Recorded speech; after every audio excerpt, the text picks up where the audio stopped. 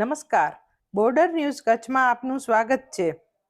કચ્છમાં મહાદેવના મંદિરો તો અનેક છે, પણ પ્રાકૃતિક સૌંદર્ય, ડુંગરાળ વિસ્તાર અને ચોમાસાની ઋતુમાં કાળમીંઢ ખડકોની વચ્ચે વહેતા ઝરણા અને ધોધને કારણે ફોર્ટ મહાદેવની વાત જ કંઈક ઓર છે.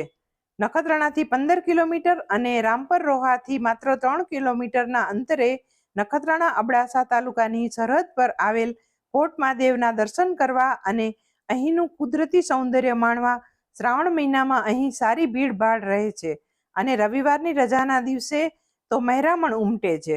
સદીઓ જૂના આ મંદિરનું શિવલિંગ સ્વયંભૂ છે. લોકવાયકા મુજબ શિવભક્ત એવી એક કુંવરીના લગ્ન આ વિસ્તારમાં નક્કી થયા હતા, ત્યારે શિવજીને પોતાની સાથે કચ્છ પ્રદેશમાં ચાલવા માટે વિનંતી કરી હતી. શિવજીએ સાથે આવવાનું વચન આપ્યું હતું, પણ પાછા વળીને ન જોવાનું કહ્યું હતું.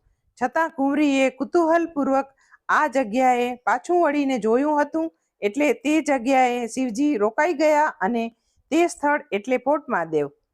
અન્ય એક વાયકા મુજબ ઘણા વર્ષો પહેલા મંદિરથી થોડે દૂર આકાશી વીજળી પડી હતી. ચારે તરફ ખડકાળ વિસ્તારના કારણે ખડકોને તોડીને વીજળી બહુ ઊંડે સુધી અંદર ઉતરી જતા મોટી ફોટ પડી જતા આ સ્થળ ફોર્ટ મહાદેવ તરીકે ઓળખાય છે. દર વર્ષે શ્રાવણ માસમાં નખત્રાણાથી કેટલાક ભક્તો કાવડ લઈને ફોર્ટ મહાદેવના મંદિરે પગપાળા આવે છે.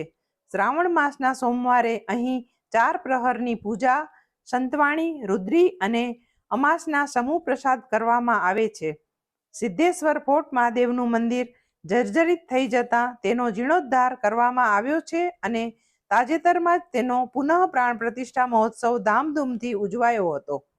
શ્રીકાર વરસાદ પછી આ સ્થાનકની રોનક જ બદલાઈ જાય છે. હરિયાળા ડુંગરો અને મંદિરની બાજુમાંથી જ ખડખડ વહેતા ઝરણા અને નાના ધોધનો નજારો જોવા જેવો હોય છે. અત્યાર સુધીમાં પશ્ચિમ કચ્છના લાખો સહેલાણીઓ આ સ્થળની મુલાકાત લઈ ચૂક્યા છે. તમે ક્યારે આવો છો? આ વિડીયો લાઈક કરવા અને શેર કરવા વિનંતી છે. જો તમે હજુ સુધી આ ચેનલ સબસ્ક્રાઈબ ન કરી હોય તો આ ચેનલને સબસ્ક્રાઈબ કરી બેલ આઇકોન દબાવવા વિનંતી છે.